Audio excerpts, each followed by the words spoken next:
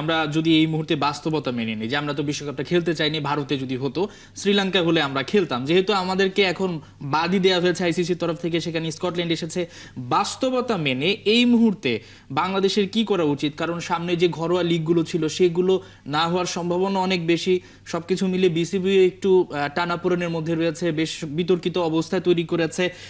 বাংলাদেশ যদি যেহেতু নাই খেলবে, তাদেরকে আসলে ওই প্লেয়ারদের খেলার মধ্যে রাখতে গেলে কি করা উচিত? এবং বাস্তবতাটা মেনে এই ধরনের, কেউ বলছে আইনি লড়াই করব, কেউ বলছে এটা করব সেটা করব, এগুলো তো আরো আমাদের ক্রিকেটটা নষ্ট করবে। একদম আমার যেটা মনে হয় সেটা হচ্ছে আপনার বিসিবির এখন ওই হাওয়াই শত্রু খোঁজা ওইটা বাদ দিতে হবে। মানে শত্রু আমাদেরকে এইসব বাদ দিয়ে এখন আমার বন্ধু খুঁজতে হবে। এবং ইন্টারন্যাশনালি আপনি যেটা সামনে আছে, বিশ্বকাপ ভুলে গিয়ে বিশ্বকাপ পরবর্তী যে সিরিজগুলো আছে, যেই যাদের আসার কথা তাদের সঙ্গে আরেকটু ঘনিষ্ঠ হওয়া, আরেকটু সেই বোর্ডগুলোর সঙ্গে পার্সোনাল করা, এবং প্রয়োজনে মানে ওই দলগুলোকে যাতে কেউ তাতিয়ে দিতে না পারে সেই সুযোগটা যেন কেউ না দিতে পারে। আমি বারবার বলছি, তৃতীয় পক্ষ যেন এখানে না আসে, সেই সুযোগটা কিন্তু তৈরি করে দেওয়া যাবে না, এবং বিসিবি সেদিকে নজর দিতে হবে। এবং প্রয়োজনে ফরেন একটা উইং করা যেতে পারে বিসিবিতে, যারা কিনা এই যোগাযোগগুলো রাখবে। আমরা দেখেছি এই গত 14 দিন কিংবা 3 সপ্তাহ দেখেছি বিসিবি কিন্তু ক্রিকেট কূটনীতিতে ভীষণভাবে ব্যর্থ হয়েছে। তাদের কথা বলার লোকটা, আমি শুনেছি যে 1 ঘন্টার মিটিংয়ে হয়তো একজনই 40 মিনিট কথা বলছে, আরেকজন চুপ করে বসে আছে। তো এই ধরনের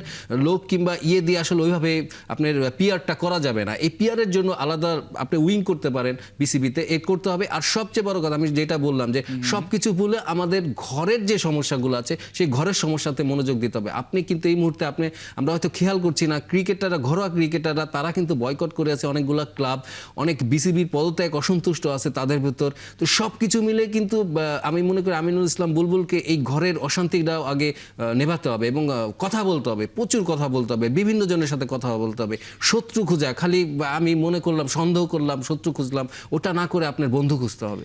বিশ্বকাপটা হলে হয়তো বা আপনিও বিশ্বকাপে যেতেন, বা আমাদের মতো যারা গণমাধ্যম কর্মী আমরা রয়েছে আমরা অনেকেই যেতাম। এখন সবাই একটা বিকল্প ভাবছে খুব স্বাভাবিকভাবে। তো সেটাই বলছিলাম যে বাংলাদেশের ক্ষেত্রে তো বিকল্প ভাবা উচিত, যে এই সময় একটা কোনো টুর্নামেন্ট নিয়ে আসা। দেখেন বিপিএলটা তো খুব তড়িঘড়ি করা হলো শুধুমাত্র বিশ্বকাপের জন্য। সবকিছু ঠিক থাকলে বাংলাদেশ এই মুহূর্তে ভারতের বেঙ্গালুরুতে থাকতো।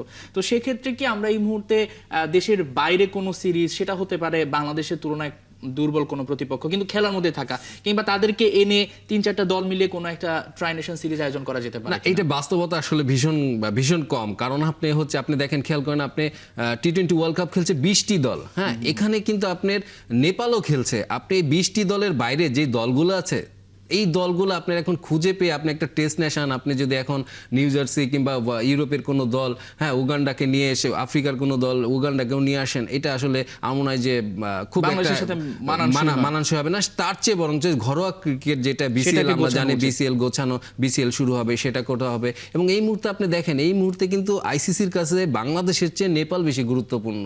এই ওয়ার্ল্ড কাপে নেপাল অংশ নিচ্ছে, তাদের মিডিয়ার গুরুত্ব তাদের কাছে বেশি। সেখানে কিন্তু বাংলাদেশি মিডিয়া তাদের কাছে গুরুত্ব না।